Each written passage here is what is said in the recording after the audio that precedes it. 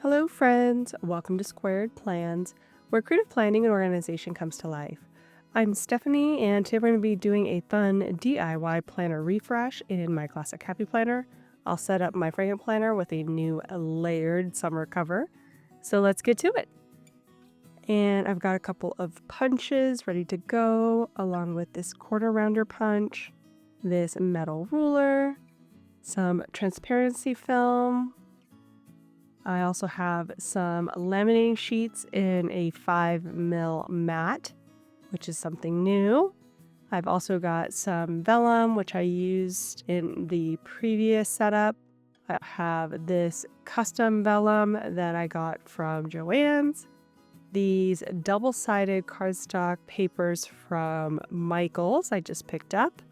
And this paper pad, Surfer Girl, from Michael's as well.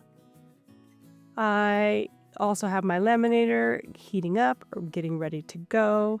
And then finally, you'll need some sort of cutter to make some straight cuts for this DIY. Okay, so I've got quite a few things there. I went ahead and used that acetate I showed earlier and printed out the words "Adventure Awaits." Just kind of mocked that up really quick on my computer so that I could have some kind of quote there on my cover. I have layered that on top of one of the vellum sheets I got from Joann's before they closed. Sad face, but I grabbed that. And then I also have these new papers from Michael's, which are really thin. Let me just put that out there. They're very thin, but I loved the design on both sides. So I thought it would be nice to have a reversible cover. So that's what we're going to try to do here with these two papers. And then finally, I grabbed out 2 sheets of the same kind of wave curl design from the paper pack I also just picked up from Michael's. That one is a much heavier cardstock, by the way, but it is single-sided.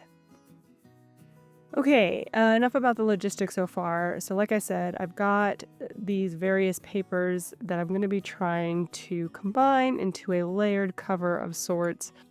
And I'm just figuring out where I want the positioning of the designs to be in relation to some of these 12 by 12 papers.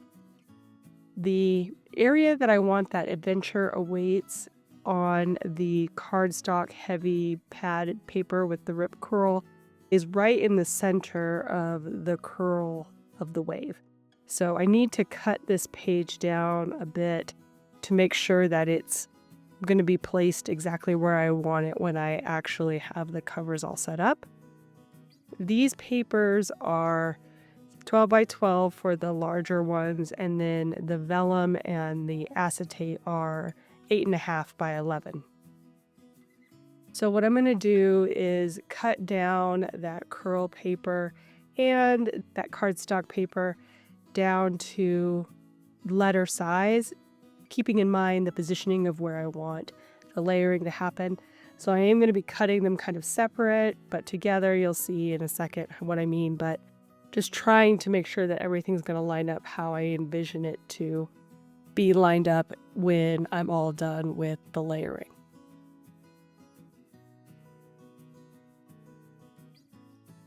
Working out the cutting now.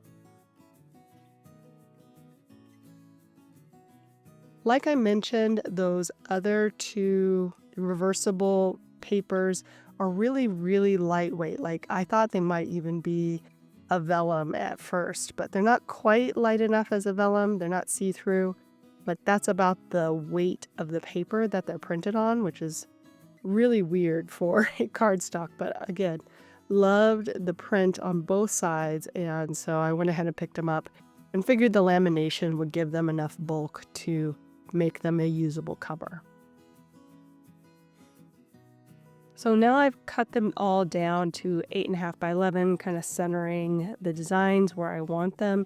And now I'm going to actually cut them down to the cover size, which is going to be for my classic Happy Planner. I like to add a 1/2 inch on both sides, the width and the height, in order to help cover all of the tabs that I have in my planner. So when I designed the words that say adventure awaits, I designed it on a sheet that's 7.5 inches by 9.75 inches. I printed it with cut marks so that I would know exactly where to trim down the paper. And then that way everything would align how I envisioned. If that's too much for you, you know what I mean? Like if creating a layover image is too much, and you want this one in particular, feel free to reach out to me in the comments and I'll see what I can do about uploading the freebie of the quote that I made. Just keep in mind that you're going to want your cover to be larger than your actual planner size. So if you're working on a smaller planner, you might not need a whole 1/2 inch, but you might want to add like 1/4 of an inch. And if you're using the metric system, I can't help you because I am no good at actually giving metric measurements. But basically, you want to give yourself some buffer room on both the width and the height when you're making a cover to help cover any pertinent things that may be sticking out of your planner, specifically if you are using this as your primary cover without another overlay.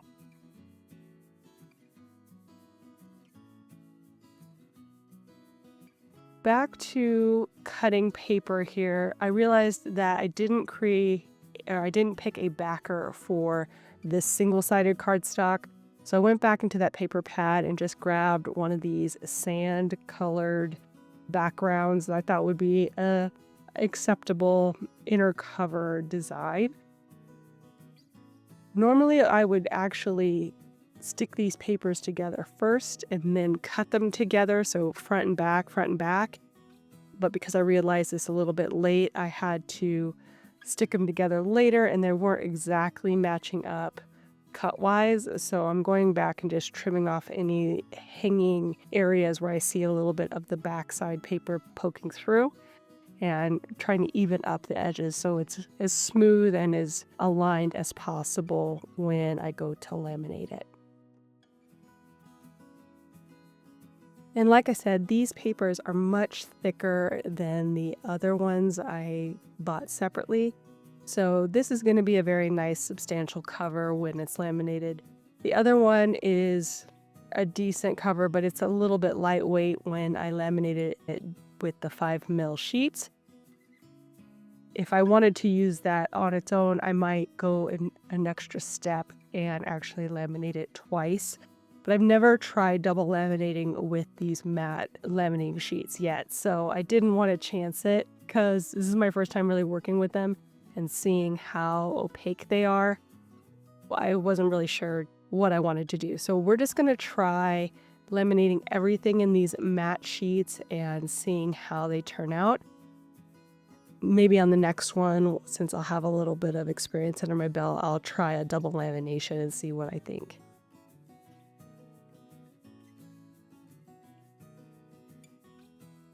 So right now I am putting all of the individual items in the matte pouches.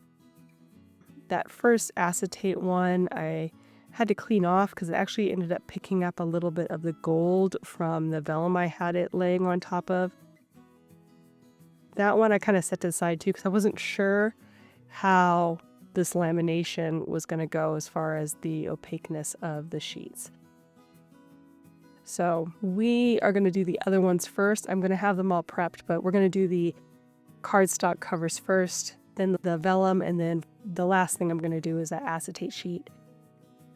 I went back and forth because I was thinking maybe I wanted to laminate the acetate sheet in a clear, regular style laminating pouch, but part of the reason why I picked up these matte laminating pouches is because I have just been fatigued with seeing a lot of scratches on my covers. And even though I changed them out seasonally, I just wanted to see how well the matte held up. But that acetate sheet is going to be the top layer sheet, so if I ended up laminating that with the clear, I'm sure I'm going to still get plenty of scratches. So, I was like, well, let's try with matte and just see how it goes. And again, kind of treat this as more of a learning experience as far as layering these covers. And everything went really smoothly. The thinner sheets actually laminated really nicely and close to the edge on those cardstocks. The only ones that made a fairly large air gap were the doubled up cardstock, but it wasn't too bad. So I definitely found them still usable, but they are slightly larger because I had to cut them away from the edge so that they wouldn't get into that air gap area where the lamination separates before it comes back together.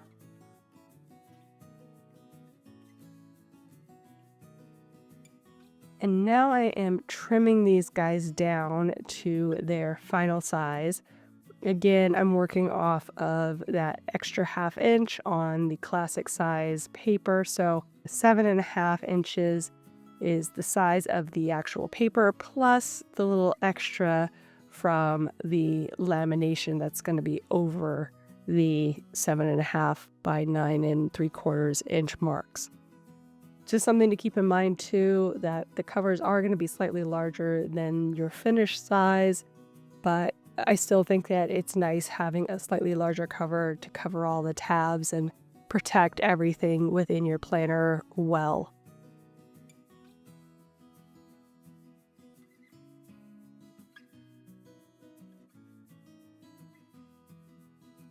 And like I said, these ones here really did laminate really well. The vellum too, very small air gaps. So I was getting pretty close to the edge of the sheet on all of these.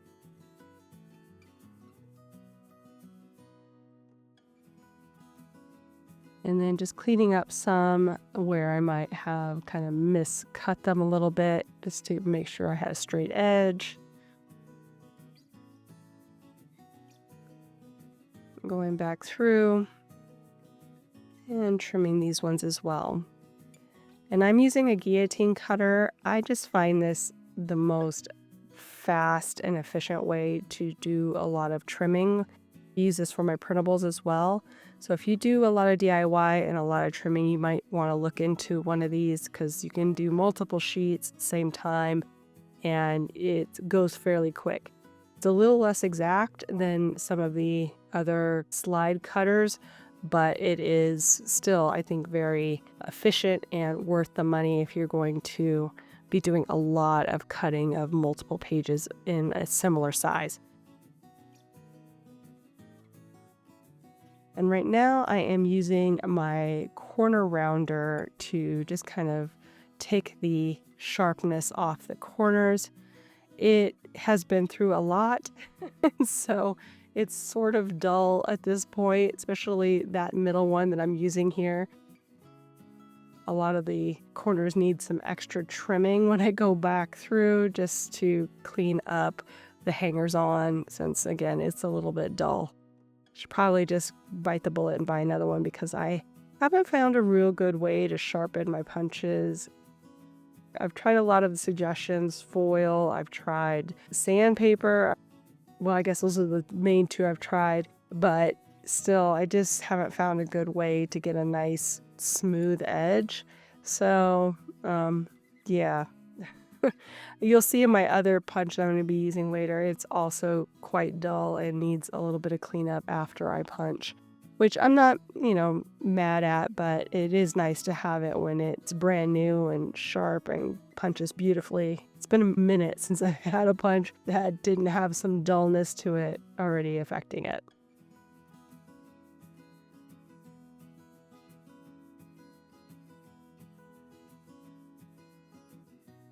So I am now going to be marking the center mark on all of these covers. And I'm just using a Sharpie fine liner for that, just to make a small line that I can see when I put it into my punch. I have a ruler there that actually is the one I use all the time for covers. I've marked the center mark for classic size covers already right there on the ruler, so I don't have to think too hard. Oh, because it's an odd size to get the very center mark of 9 3/4. But anyway, I also needed to pay attention to the front side and back side covers for these to to make sure that I was putting the mark on the proper side of each sheet where I wanted it so that it will be backing up properly and oriented properly when I put the front cover versus the back cover on. Keep that in mind so you don't accidentally punch the wrong side of your cover. And now I'm going to go ahead and get started on some of these center marks and just do that very first punch. Like I said, some of these are much thicker than others, specifically after they're laminated, but this punch does super well with extra thick materials. It's the thinner materials where it struggles a little bit. So what I'm going to do is go ahead and mark those center marks on all the individual sheets, and then go back through and kind of double up or triple up even some of these covers and punch them together. That will save me some time and clean up with this punch, which you'll see as I do it. Like I said, this punch is a little bit dull as well, and so I oftentimes have to clean out the inside stem area of the punch just to make sure that there's no hanging on pieces there. But when it's thicker, it's a little bit better at cleaning those edges up and getting a sharper punch through the sheets. Again, this is a lot of just kind of nuance stuff that I experience because I do DIY so much with my punches. If you have a brand new punch, these are not things you'll be needing to worry about. But the steps are the same as far as marking your center mark and then coming back through and going from the center out to punch your holes if you're using an odd sized disc number on your planner. So classic, big, mini, those are all odd sized 7, 9, and 11 disc sets. If you're doing like a half letter disc bound or something smaller than a mini, you may need to evaluate where you need to start your hole punch if you have an even number of discs. And here you can see where I'm doubling and tripling up some of the covers when I'm punching them and how much better it's punching on those ones than it did on the less thick individual covers.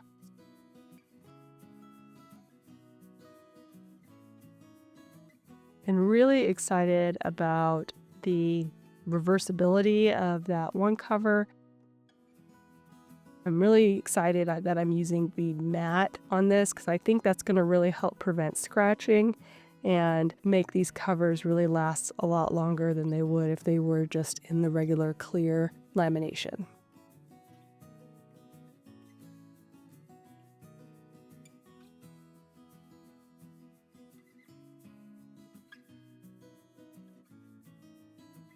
Doing a little cleanup there. And all of the items that I'm using here, I will try to link down below in the description.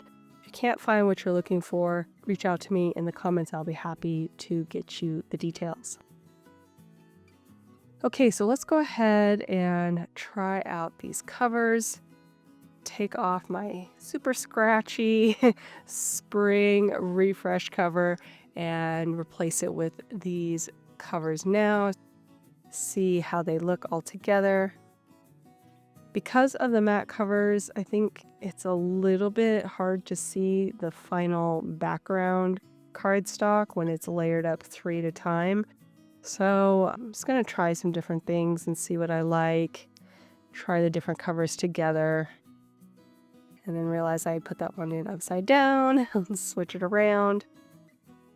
And just trying some different things here, different layering. Really like this one. I like them all though in different ways, with or without the gold map overlay. I'll probably just mix and match for, the week, whatever I'm feeling that week. That's kind of fun to be able to play around with your covers week by week and just kind of match it up to your feels.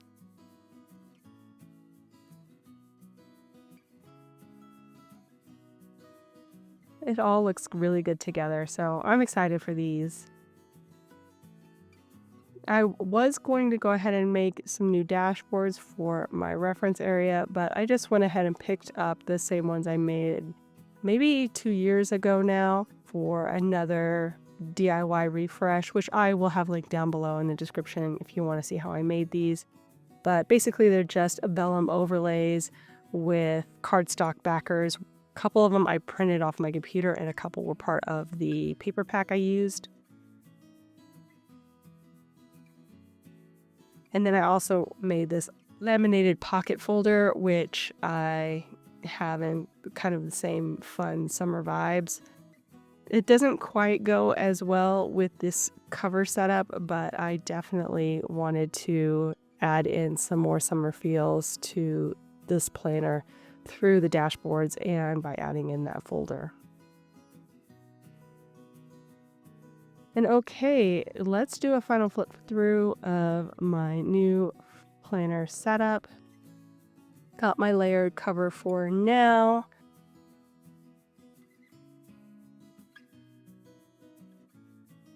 And then we have those dashboards that I made previously. I got my pocket folder. And then we also have my back cover. And that's going to do it for us, friends. So I hope you enjoyed this video. If you did, please give it a thumbs up down below. Also, go ahead and leave me a comment if you'd like to get in touch. And think about subscribing to my channel if you haven't already, if you'd like to see more of my videos. Thanks so much for watching. I really appreciate it. And we will see you next time. Bye!